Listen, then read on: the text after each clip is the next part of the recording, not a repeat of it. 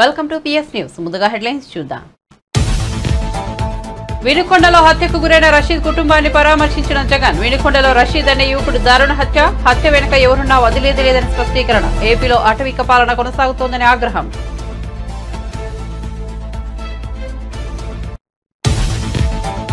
రేవంత్ రెడ్డి నేతృత్వంలోని కాంగ్రెస్ ప్రభుత్వ పాఠశాలల సమర్థతను పెంచేందుకు కీలక చర్యలు. పాఠశాలల నాణ్యత పెంపొందించేందుకు కొత్త విధానాలు. ప్రభుత్వ పాఠశాలను బలోపేతం చేసేందుకు 3 ఏళ్ల ప్రణాళిక సిద్ధం చేయాలని సీఎం సూచన. వైఎస్ఆర్సీపీ పాలనలో జరిగిన దారుణాలపై వారు ఆత్మ పరిశీలన చేసుకోవాలన్న ఏపీ బీజేపీ అధ్యక్షులు పురంధేశ్వరి. ప్రధానికి లేఖ రాసే ముందు 5 ఏళ్ల వైఎస్ఆర్సీపీ పాలనలో ప్రజలు పడ్డ ఇబ్బందులు జగన్ కు గుర్తు రాలేదా అని ప్రశ్న. చిరంజీవిపై సంచలన వ్యాఖ్యలు చేసిన జగ్గారెడ్డి. రైతుల సమస్యలను చిరంజీవి పట్టించుకోవడం లేదన్న జగ్గారెడ్డి. మోదీ పవన్ కు మాత్రమే మద్దతిస్తున్నారని విమర్శ. రాహుల్ కు ఎందుకు సపోర్ట్ చేయడం లేదని ప్రశ్న.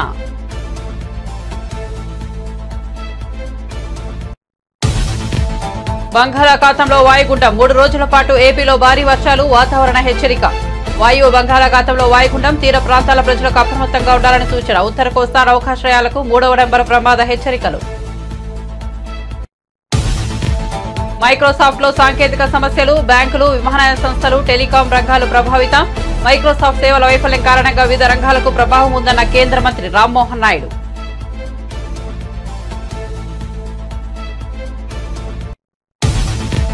విజయవాడలో శాకంబరి ఉత్సవాలు ప్రారంభం. 21 టన్నుల కూరగాయలతో దుర్గమ్మ అలంకరణ. దుర్గాదేవిని దర్శించుకునేందుకు భక్తుల భారీ రాక.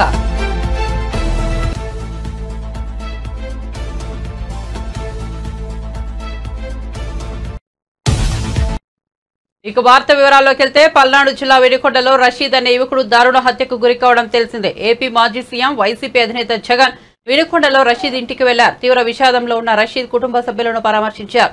హత్య ఘటన జరిగిన తీరును అడిగి తెలుసుకున్నారు. రషీద్ కుటుంబానికి ప్రగాఢ సానుభూతి తెలిపారు. హత్య చేసేటంత ఫ్యాక్షన్ కక్షలు కూడా లేవని, మరి ఈ ఘటన ఎలా జరిగిందని రషీద్ కుటుంబ సభ్యులను ఆరా తీశారు. మీరన్నా, వైసీపీ అన్నా రషీద్ కు ఎంతో అభిమానమని తల్లిదండ్రులు జగన్ కు వివరించారు. ఈ హత్య వెనుక ఎవరు ఉన్నా వదిలేది లేదని, రషీద్ కుటుంబానికి అండగా ఉంటామని ఈ సందర్భంగా జగన్ హామీ ఇచ్చారు. కూటమి ప్రభుత్వం అధికారం చేపట్టినప్పటి నుంచి దారుణాలు చోటు చేసుకుంటున్నాయని అన్నారు. తప్పుడు హామీలతో అధికారంలోకి వచ్చారని, ఒక్క హామీని కూడా నెరవేర్చలేదని విమర్శించారు. కాగా జగన్ రాకతో వినుకొండలో రషీద్ ఇంటి వద్ద భారీగా కోలాహలం నెలకొంది. గత 45 రోజులుగా రాష్ట్రంలో పరిస్థితి ఏమిటి అని చెప్పి ఒకసారి ఏ సామాన్యుడిని అడిగినా కూడా ఆ ప్రతి సామాన్యుడి నోట్లో నుంచి కూడా వచ్చే మాట ఒకటి: ఈ రాష్ట్రంలో లా అండ్ ఆర్డర్ లేదు, ఈ రాష్ట్రంలో ఆటవిక పాలన సాగుతా ఉంది, ఈ రాష్ట్రంలో తెలుగుదేశం పార్టీ వారు ఎవరైనా సరే, వాళ్ళు తెలుగుదేశం పార్టీ వారు అయితే చాలు, ఎవరినైనా కూడా వాళ్ళు పోయి కొట్టచ్చు, ఎవరి ఆస్తులైనా కూడా వాళ్ళు ధ్వంసం చేయొచ్చు, ఎవరినైనా హత్య చేయొచ్చు, ఎవరి మీదైనా హత్యా ప్రయత్నం చేయొచ్చు.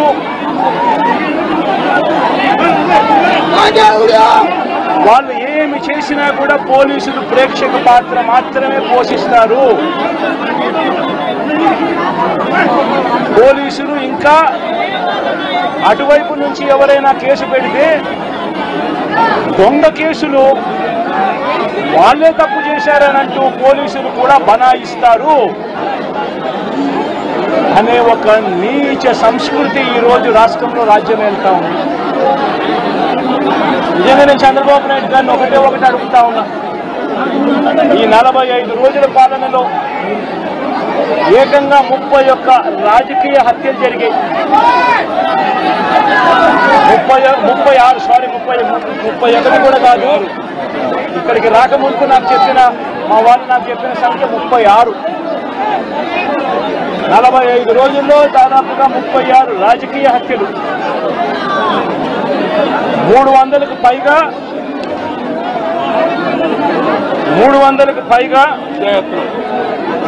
హత్యాయత్నాలు, 300కు పైగా హత్యాయత్నాలు. తెలుగుదేశం పార్టీ వాళ్ళ వేధింపులు భరించలేక 35 మంది ఆత్మహత్యలు చేసుకున్న పరిస్థితి రాష్ట్రంలో ఉన్నాయి. 560 చోట్ల ప్రైవేట్ ఆస్తులను ధ్వంసం చేశారు. ఇంట్లో చొరబడుతున్నారు, ఆస్తులను ధ్వంసం చేస్తా ఉన్నారు, షాపులను కాల్చేస్తా ఉన్నారు. వైఎస్ఆర్సీపీ సానుభూతి పరుల చీనీ చెట్లను నరికేస్తా ఉన్నారు. ఇటువంటి ప్రైవేట్ ఆస్తులు 560 చోట్ల ప్రైవేట్ ఆస్తులను ధ్వంసం చేశారు. 400 చోట్ల 400 ప్రభుత్వ పాఠశాలల తీరుతెన్నులు మారాలని, విద్యా వ్యవస్థ సమూలంగా మారాలని తల్లిదండ్రులు ఎంతో కాలంగా కోరుకుంటున్నారు. ఆ దిశగా రేవంత్ రెడ్డి నేతృత్వంలోని కాంగ్రెస్ ప్రభుత్వం కీలక చర్యలు చేపట్టింది. విద్యా వ్యవస్థను పటిష్టం చేసే దిశగా ముఖ్యంగా ప్రభుత్వ బడుల్లో బోధన విషయంలో సరికొత్త విధానంతో ముందుకు వెళ్లాలని అధికారులను ముఖ్యమంత్రి రేవంత్ రెడ్డి ఆదేశించారు. వచ్చే 3 ఏళ్లలో ప్రభుత్వ పాఠశాలలను బలోపేతం చేసేందుకు అవసరమైన ప్రణాళికలను సిద్ధం చేయాలని విద్యాశాఖ ముఖ్య కార్యదర్శి బుర్రా వెంకటేశం ఇతర ఉన్నతాధికారులకు ముఖ్యమంత్రి సూచించారు. ఈ సందర్భంగా బుర్రా వెంకటేశం చేసిన పలు ప్రతిపాదనలను CM Revanth Reddy, deputy CM Bhatti Vikramarka ఆసక్తిగా విన్నారు. మెగాస్టార్ చిరంజీవిపై టీపీసీసీ వర్కింగ్ ప్రెసిడెంట్ జగ్గారెడ్డి సంచలన వ్యాఖ్యలు చేశారు.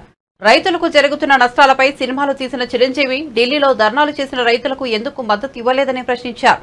సినిమాలతో కోట్లు సంపాదిస్తున్న మీరు రైతు సమస్యలను ఎందుకు పట్టించుకోవడం లేదని అడిగారు. రైతుల పేరుతో తీసిన సినిమాలతో డబ్బులు సంపాదిస్తూ ప్రధాని మోదీకి మద్దతిస్తున్నారని విమర్శించారు. మోదీకి, పవన్ కు మాత్రమే ఎందుకు మద్దతిస్తున్నారని, రైతులకు మద్దతుగా నిలిచిన రాహుల్ గాంధీకి ఎందుకు సపోర్ట్ చేయడం లేదని ప్రశ్నించారు. కాంగ్రెస్ పార్టీలోనే ఉంటే చిరంజీవి సక్రమ మార్గంలో ఉండేవారని, ఇప్పుడు పక్కదారి పట్టారని అన్నారు. చిరంజీవి గారు ఒక సినిమా తీసాడు. ఆ సినిమా మొత్తం రైతుల మీదనే ఉంది. చిరంజీవి గారు తీసిన సినిమా రైతుల మీద ఉంది. అందులో వ్యవసాయానికి నష్టంతో రైతులు ఆత్మహత్యలు చేసుకున్నట్టు ఒక చరిత్ర, వాస్తవం చరిత్ర సినిమా తీసిండు. అందులో రైతులు చచ్చిపోవడము, ఊరేసుకొని ఆత్మహత్య చేసుకోవడం, అందులో చిరంజీవి గారు హీరో ఉండడము, ఈయన హీరో ఆ రైతుల కోసం కష్టపడ్డట్టు ఈ చరిత్ర మొత్తం తీసిండు. అది బహుశా ఆ సినిమా హిట్ అయింది. ఆ హిట్లో కోట్ల రూపాయలు చిరంజీవి గారికి వచ్చినాయి, ఆ డైరెక్టర్కి వచ్చినాయి. కానీ బాధ ఏంటంటే నడి రోడ్డు మీద రైతులు నెలలు నల్ల చట్టాల మీద బీజేపీ రైతులను మర్డర్ చేస్తుంటే, సినిమాలో మర్డర్ చేస్తుంటే నువ్వు ఉద్యమం చేసినవి. నడి రోడ్డు మీద మర్డర్ చేసిన మోడీ ప్రభుత్వం రైతులను మర్డర్ చేసిన చిరంజీవిని వ్యతిరేకంగా ఢిల్లీకి పోయి ఎందుకు నిరసన చెప్పలేవు చిరంజీవి గారు అని అడుగుతున్నారు.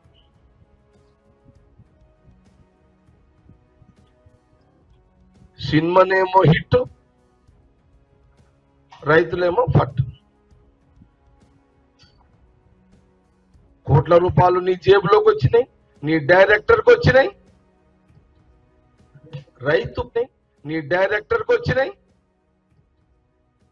రైతు కడుపు నింపిందా నీ సినిమా?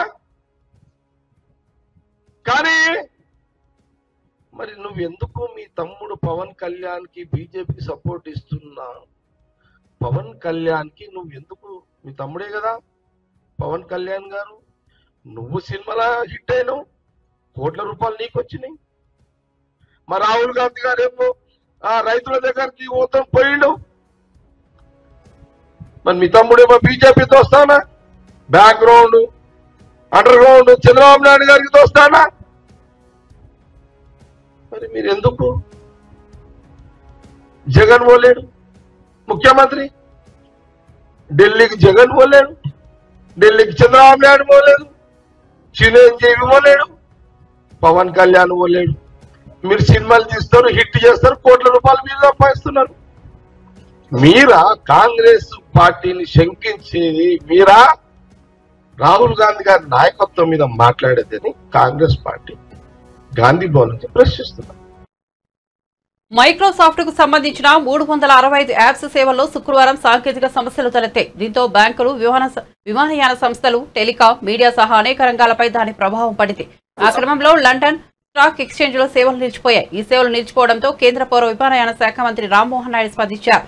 మైక్రోసాఫ్ట్ సాంకేతిక సమస్య కారణంగా పౌర విమానయాన శాఖకు ఇబ్బందులు రాకుండా చర్యలు చేపట్టామని తెలిపారు. ప్రతి ఒక్కరు కూడా దాని మీద చర్యలు తీసుకుంటున్నారు. ప్రస్తుతానికి భారతదేశంలో దానికి సంబంధించి ఇబ్బంది లేదు. మరి ఇంకా ఏదైనా ఉన్నా సరే ఇమీడియట్ గా దాని మీద రియాక్ట్ అయి ప్రయాణికులకి ఎక్కడ ఇబ్బంది లేకుండా చర్యలు తీసుకుంటామని తెలియజేస్తున్నాం. ఎయిర్వేస్ కి సంబంధించి ప్రపంచ వ్యాప్తంగా మైక్రోసాఫ్ట్ తాలూకా సాఫ్ట్వేర్ ఒకటి అజూర్ అన్న సాఫ్ట్వేర్, క్లౌడ్ సాఫ్ట్వేర్, దాంట్లో చిన్న సమస్య వచ్చింది. దానివల్ల ప్రధానంగా అమెరికాలో ఉన్నటువంటి ఫ్లైట్స్ కి ఎక్కువ సమస్య వస్తుంది.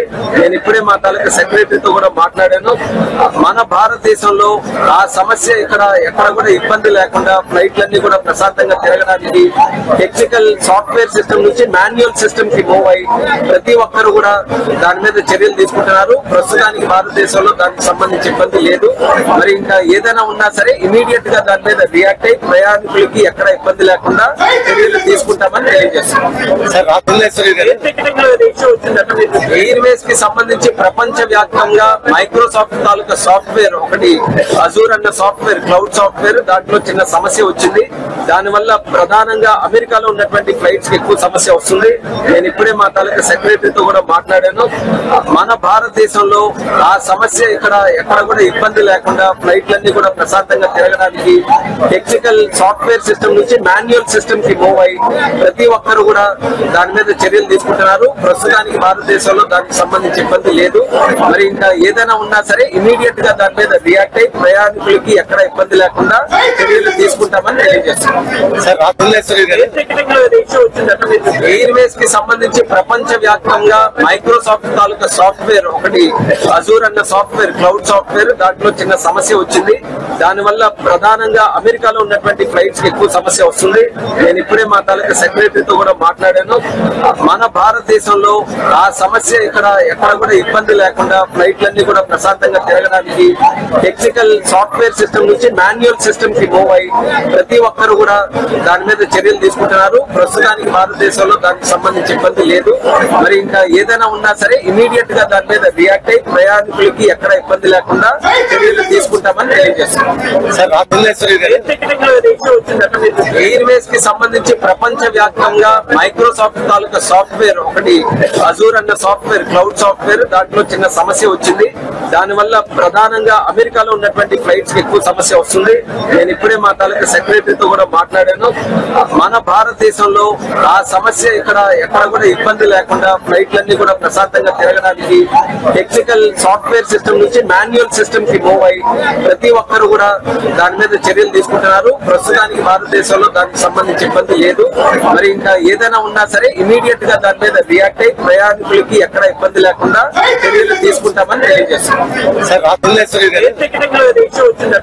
ఎయిర్వేస్ కి సంబంధించి ప్రపంచ వ్యాప్తంగా మైక్రోసాఫ్ట్ తాలూకా సాఫ్ట్వేర్ ఒకటి అజూర్ అన్న సాఫ్ట్వేర్, క్లౌడ్ సాఫ్ట్వేర్, దాంట్లో చిన్న సమస్య వచ్చింది. దానివల్ల ప్రధానంగా అమెరికాలో ఉన్నటువంటి ఫ్లైట్స్ కి ఎక్కువ సమస్య వస్తుంది.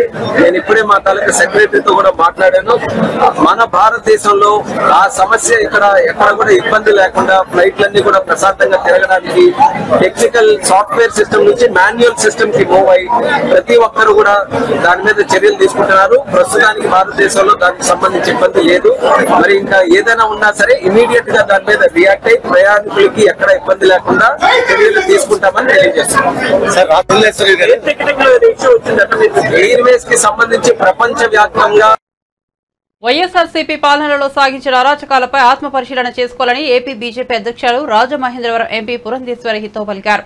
ప్రధానికి లేఖ రాసే ముందు 5 ఏళ్ల వైఎస్ఆర్సీపీ పాలనలో ప్రజలు పడ్డ ఇబ్బందులు జగన్ కు గుర్తు రాలేదా అని ప్రశ్నించారు. రాష్ట్రానికి కేంద్రం సహకరించలేదన్న మాజీ మంత్రి పేర్ని నాని, పీసీసీ అధ్యక్షులు షర్మిల ఆరోపణలను పురంధేశ్వరి తప్పుబట్టారు. చేసుకోమని చెప్పి నేను చేస్తున్నటువంటి అభ్యర్థన. మరి వారు 5 సంవత్సరాల కాలం అధికారంలో ఉన్నటువంటి సందర్భంలో ఏ రకమైనటువంటి అరాచక పాలనని మనం చూసామో ప్రజలు ఇంకా కూడా మర్చిపోలేదు. చివరికి ఒక 16 సంవత్సరాల బీసీ బిడ్డని తన అక్క మీద ఎవరో దౌర్జన్యంగా మీదకు వస్తున్నారని చెప్పి అడ్డు తగిలితే ఆ బిడ్డని కాళ్ళు చేతులు కట్టి నోట్లో కాగితాలు కుక్కి పెట్రోలు కెరసిన్ పోసి అతన్ని సజీవ దహనం చేశారు. అప్పుడు ఏమాత్రం కూడా స్పందించలేదు. అదేవిధంగా ఉత్తరాంధ్రలో డాక్టర్ సుధాకర్ గారు వారు గళం విప్పారు అని చెప్పి, అంటే కరోనా సమయంలో ఆక్సిజన్ ఇదంతా కొరత ఉన్నది అని చెప్పి కేవలం గళం విప్పి ప్రశ్నించారు అని చెప్పి వారిని ఏ విధంగా ఇబ్బంది పెట్టారో మనందరికీ తెలియనటువంటి విషయం కాదు. చివరికి లోకల్ బాడీ ఎలక్షన్స్లో అభ్యర్థులు వారి నామినేషన్ ఫైల్ చేయడానికి వెళ్ళినటువంటి సందర్భంలో వారి చేతిలో ఉన్నటువంటి నామినేషన్ పత్రాలు వైఎస్ఆర్సీపీ నాయకులు లాగేసి చించేసి మరి కత్తులతో సైతం నెల్లూరులో భారతీయ జనతా పార్టీ ఒక మహిళా కార్యకర్త మీద కత్తితో దాడి చేసి ఆవిడ్ని కూడా గాయపరిచినటువంటి విషయం ప్రజలు ఇంకా కూడా మర్చిపోలేదు. కనుక లేఖ రాయటం కాదు, ఒక్కసారి గుండెల మీద చేయి వేసుకుని రాసినటువంటి వారు ఆత్మ పరిశీలన చేసుకోవాలి. ఇవాళ నేను ప్రజలకి నేను తెలియజేస్తున్నాను, ఇవాళ రాష్ట్రంలో ఏ మాత్రం అభివృద్ధి జరుగుతున్నది అని అన్నా కేంద్ర ప్రభుత్వ సహాయం లేనిదే ఇవాళ జరిగేటువంటి పరిస్థితి రాష్ట్రంలో లేదు. మరి నిన్న మొన్న కూడా మెట్టెక్ మ్యాన్గా పేరుగాంచినటువంటి జితేంద్ర సింగ్ గారు వారు స్వయంగా చెప్పినటువంటి విషయం ఏంటండి, ఇట్లాగ వారు మెట్టెక్ పార్క్ పెట్టాలి అని అంటే జగన్మోహన్ రెడ్డి గారి దగ్గర నుండి నాకు ఎటువంటి సహకారం రానటువంటి సందర్భంలో 2023వ సంవత్సరంలో అసలు నా పేరు తొలగించేశారు. కానీ నితిన్ గడ్కరీ గారు ముందుకు వచ్చి వారు రోడ్లు కానీ ఇతరత్ర మౌలిక వస్తువుల మీద దృష్టి కేంద్రీకరించి వారు సహకారం అందించినటువంటి సందర్భంలోనే మేము మెట్టెక్ పార్క్ని కూడా మేము చేయగలిగామని చెప్పి వారు చెప్పారు. అంటే దీని ద్వారా సుస్పష్టంగా అర్థమయ్యేటువంటి విషయం, రాష్ట్రానికి అన్ని విధాలా కూడా కేంద్ర ప్రభుత్వం భారతీయ జనతా పార్టీ నాయకత్వంలో ఉన్నటువంటి కేంద్ర ప్రభుత్వం తన సహకారాన్ని అందిస్తూ వచ్చింది అనేటువంటి విషయం మనకు సుస్పష్టంగా అర్థమవుతుంది. అదేవిధంగా ఏ కార్యక్రమం తీసుకున్నా కూడా కేంద్ర ప్రభుత్వం యొక్క సింహ భాగస్వామ్యం లేకుండా రాష్ట్రంలో అభివృద్ధి ఇప్పటి వరకు జరిగినటువంటి దాఖలాలు లేవు. కనుక ఈ రకమైనటువంటి పసలేని విమర్శ చేసేటువంటి వారు ఒక్కసారి ఆలోచించాలి. అన్ని విధాలా కూడా రాష్ట్రానికి కేంద్ర ప్రభుత్వం తన సహకారాన్ని అందిస్తూ ఉన్నది. ఏ విషయం మీద వెళ్ళారు, ఏ విషయం మీద వాళ్ళు సహకారం నిరాకరించారు అనేది పేర్ని నాని గారు విపులంగా చెప్పాలి కదా. చాలా హేయమైనటువంటి చర్య అండి ఇది. ఒక రకంగా చెప్పాలంటే ఏదైతే ఈ పోర్న్ వీడియోస్ కావచ్చు, లేకపోతే easy access to social media కావచ్చు, దానివలన ఒక రకంగా బిడ్డలు కొంచెం తప్పుగా వారు ప్రభావితం అవుతున్నారు అనేటువంటి విషయం మనకు అర్థమవుతుంది. రాష్ట్ర ప్రభుత్వానికి చేసేటువంటి విజ్ఞప్తి ఇటువంటి అంశాల మీద కూడా దృష్టి పెట్టాలి.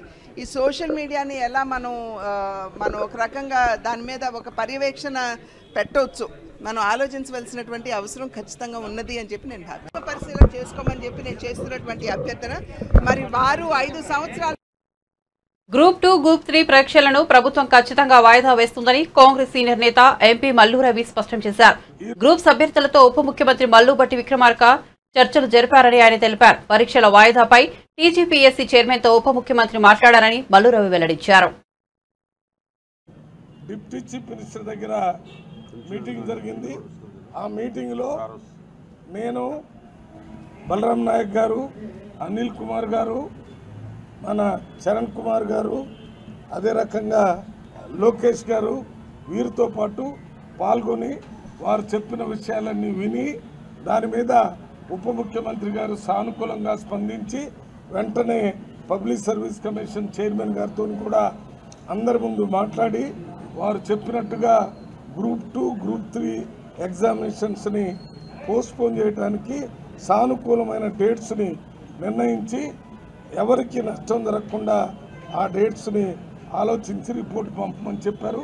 దాని విధంగా మరి పోస్ట్పోన్ జరిగేటటువంటి అవకాశం మరి 100కి 100 ఉంది కాబట్టి ఎవరు కూడా నిరుద్యోగులు దీని మీద ఆందోళన చెందొద్దని, ఈ విషయంలో గత 10 రోజుల నుంచి చాలామంది విద్యార్థులతో మాట్లాడి ముఖ్యమంత్రి గారి దృష్టికి తీసుకుని వెళ్ళి ముఖ్యమంత్రి గారు కూడా దీని మీద ఆలోచన చేసి ముఖ్యమంత్రి గారు, ఉప ముఖ్యమంత్రి గారు వాళ్ళ ఉదయం దీని మీద పెద్ద ఎత్తున చర్చలు చేసిన తర్వాతనే వీళ్ళందరినీ ఉప ముఖ్యమంత్రి గారి దగ్గర కూర్చొని వారి అభిప్రాయాలు మొత్తం వినాలని, దానికి అనుగుణంగా సరైన నిర్ణయం తీసుకోవాలని నిర్ణయం తీసుకోవడం జరిగింది.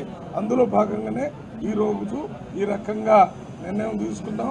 మరి ఇక్కడికి వచ్చినట్టు విద్యార్థి సంఘాలు ఎవరైతే ఉద్యమం చేయాలనుకుని ప్రభుత్వం మీద ఒత్తిడి తీసుకుని రావాలని ఏదో ఎంతో కాలంగా మరి చదివి ఇబ్బంది పడతామనేటటువంటి వాళ్ళందరి యొక్క ఆలోచన తీసి ఇది ప్రజాప్రభుత్వం, ప్రజల ప్రభుత్వం, మీ ప్రభుత్వం, మీరు మీ అభిప్రాయాల్ని గౌరవించే. పల్నాడు జిల్లా వినుకొండలో జరిగిన హత్యపై ఎమ్మెల్యే జీవి ఆంజనేయులు స్పందించారు. వ్యక్తిగత కక్షలతో జరిగిన హత్యను పార్టీలకు ముడిపెట్టడం సరికాదని మండిపడ్డారు. వైఎస్ఆర్సీపీ నేతలు శవరాజకీయాలు మానుకోవాలని హెచ్చరించారు. మృతుడు రషీద్, నిందితుడు జిలాని ఇద్దరు వైఎస్ఆర్సీపీకి చెందిన వ్యక్తులేనని, వారిపై కేసులున్నాయని తెలిపారు.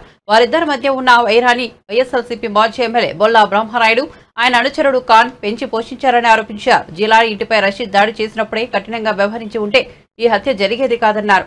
బ్రహ్మనాయుడు ఎమ్మెల్యేగా ఉన్న సమయంలో గంజాయిని ప్రోత్సహించడం వల్లే నియోజకవర్గంలో ప్రస్తుతం దారుణాలు జరుగుతున్నాయని ధ్వజమెత్తారు. ఈ ఘటనకు సంబంధించి నిందితులపై కఠిన చర్యలు తీసుకోవాలని పోలీసు ఉన్నతాధికారులను కోరినట్లు ఎమ్మెల్యే జీవి ఆంజనేయులు తెలిపారు.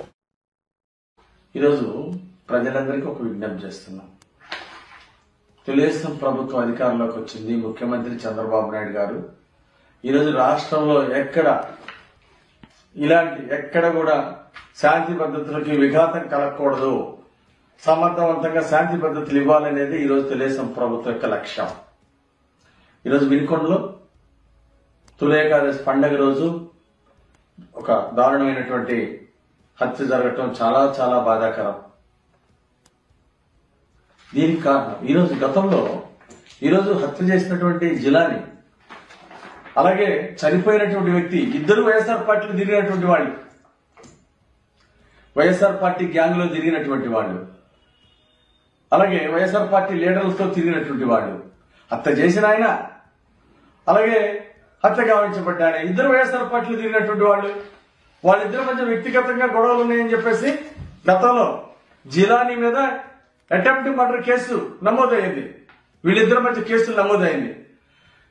అప్పుడు ఇది వ్యక్తిగత కారణాలను మీరు శవ రాజకీయాలు ఏ విధంగా చేస్తారు? మీరు వ్యక్తిగత రాజకీయాల్ని పార్టీలకు ఏ విధంగా చుడతారు?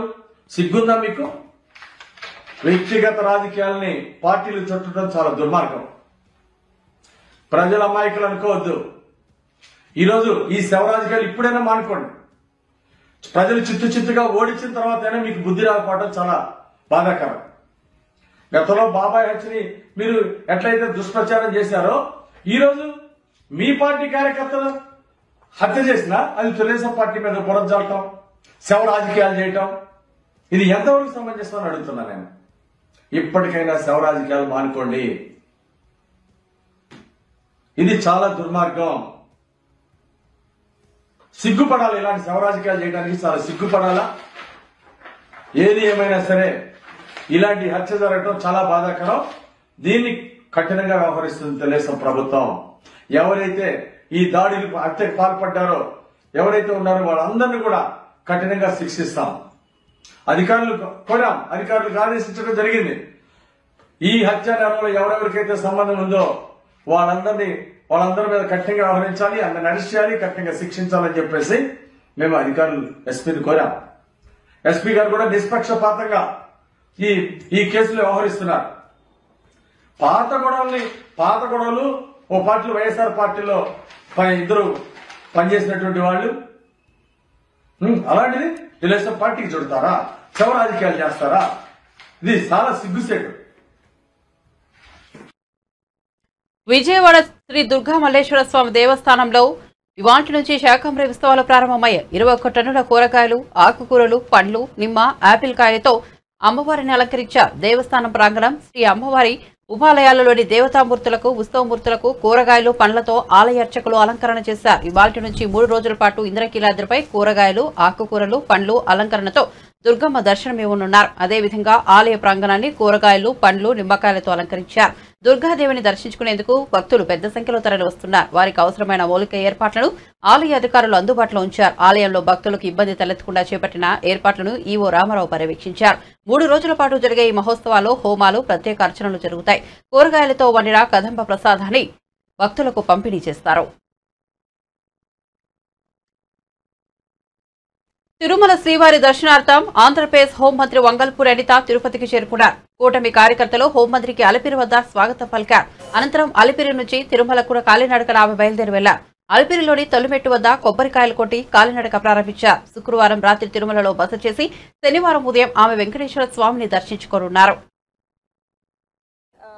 గోవింద నామస్మరణతో ఎప్పుడు కూడా ఉండే ఈ వెంకటేశ్వర స్వామి ఆలయం ఎప్పుడు కూడా పూజా కార్యక్రమాలతోని ఆధ్యాత్మిక చింతనతోనే ఎప్పుడు ఉండాలి తప్పించి రాజకీయంగా ఎప్పుడు కూడా దీన్ని కలంకితం చేయకూడదనే ఉద్దేశంతోనే నేను ఏ రోజు కూడా బయట రాజకీయాలు మాట్లాడను అని చెప్పి చాలా క్లియర్గా చెప్పాను. కొండ మీద రాజకీయాలు మాట్లాడనని కూడా చెప్పాను.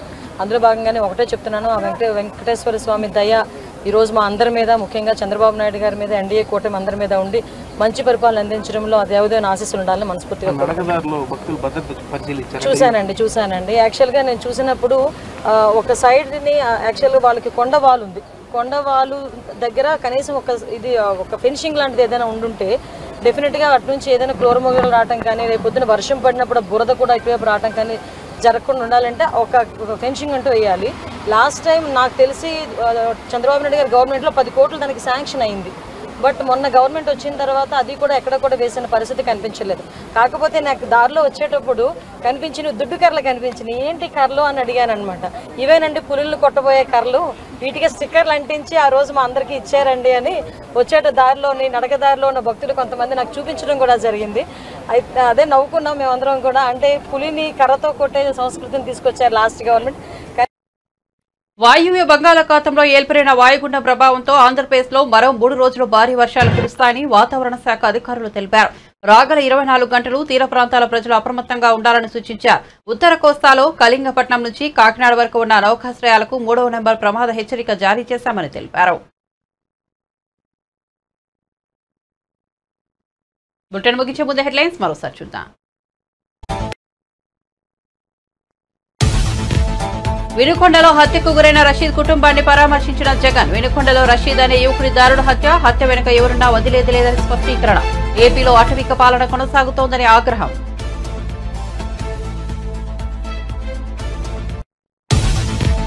రేవంత్ రెడ్డి నేతృత్వంలోని కాంగ్రెస్ ప్రభుత్వ పాఠశాలల సమర్థతను పెంచేందుకు కీలక చర్యలు. పాఠశాలల నాణ్యత పెంపొందించేందుకు కొత్త విధానాలు. ప్రభుత్వ పాఠశాలను బలోపేతం చేసేందుకు 3 ఏళ్ల ప్రణాళిక సిద్ధం చేయాలని సూచన.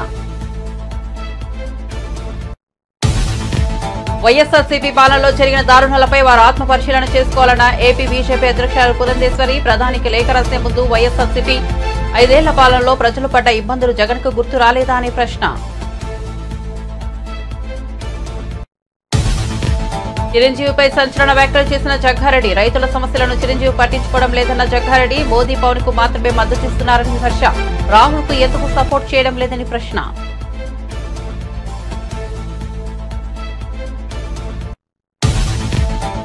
బంగాళాఖాతంలో వాయుగుండం 3 రోజుల పాటు ఏపీలో భారీ వర్షాలు. వాతావరణ శాఖ హెచ్చరిక. వాయు బంగాళాఖాతంలో వాయుగుండం. తీర ప్రాంతాల ప్రజలకు అప్రమత్తంగా ఉండాలని సూచన. ఉత్తర కోస్తా నౌకాశ్రయాలకు 3వ నెంబర్ ప్రమాద హెచ్చరికలు.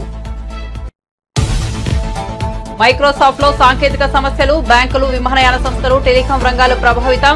మైక్రోసాఫ్ట్ సేవల వైఫల్యం కారణంగా వివిధ రంగాలకు ప్రభావం ఉందన్న కేంద్ర మంత్రి రామ్మోహన్ నాయుడు.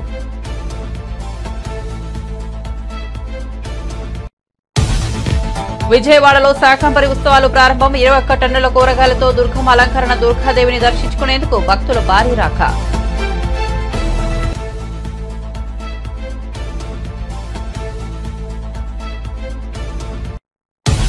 మరిన్ని అప్డేట్స్ కోసం చూస్తూనే ఉండండి PS న్యూస్.